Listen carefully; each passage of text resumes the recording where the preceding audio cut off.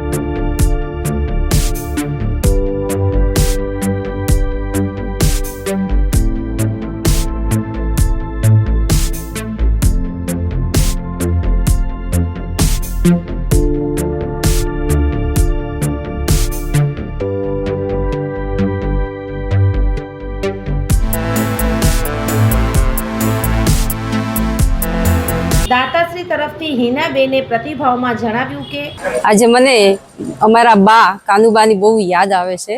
એ જેવા સેવાભાવી હતા તેમની પુણ્યતિથિ નિમિત્તે આજે અમે આવું ભદ્રેશને આટલું સરસ સેવાનું કાર્ય કરવાની ઈચ્છા થઈ અને આ દિવસે એ કાર્ય એમનું પૂરું થયું, એમની ભાવના પૂરી થઈ, એના માટે ખૂબ જ અંદર લાગણી અને હર્ષ અનુભવીએ છીએ. આજે અમે આ લાયન્સ હોસ્પિટલ જોઈ તો સૌથી પહેલા તો એ જ ફરક કે એ જ સમાનતા નજર આવી કે અહીંયા કને બધા જ પેશન્ટ સમાન છે. અહીંયા કને 5 સ્ટારની સગવડે 5 સ્ટાર જેવી સગવડ બી લાયન્સ હોસ્પિટલમાં બધા જ નાનામાં નાના દર્દી અને મોટામાં મોટા દર્દી બધા જ ને સમાન મળે છે. તો આ સૌથી મોટો ગુણ આ લાયન્સ હોસ્પિટલમાંથી આપણને મેળવવા જેવો છે અને એમની આ કામગીરી ખૂબ જ સરાહનીય છે. અન્ય મહેમાન પંકજભાઈ મહેતાએ વાત કરી. આમ તો છેલ્લા કેટલાય વર્ષોથી લાયન્સ હોસ્પિટલ ભુજ અને વિશેષ કરીને ડાયાલિસિસના દર્દી એ બે એકબીજાનો પર્યાય છે, વિશ્વાસનું સ્થાન છે. કોઈ પણ ડાયાલિસિસ જેને કરાવવાની આવશ્યકતા ઊભી થાય એના માટે સૌથી પહેલી નજર એની લાયન્સ હોસ્પિટલ ઉપર હોય કે મને અહીંયા ચાન્સ મળશે તો એ વધારે ખુશ હોય. કારણ કે અહીંયા એવી ઘણા વર્ષોથી જે અહીંયા પ્રવૃત્તિ થઈ રહી છે ને એક નવો વિશ્વાસ ઊભો કર્યો છે અને ખૂબ સારી સેવા થઈ રહી છે. 39 મશીનો આજે કાર્યરત છે અને કેટલાક મશીનો મેં જોયા કે જે બિન કાર્યરત થઈ ગયા હોય એટલે સતત મશીનોની આવશ્યકતા પણ ઊભી થતી હોય.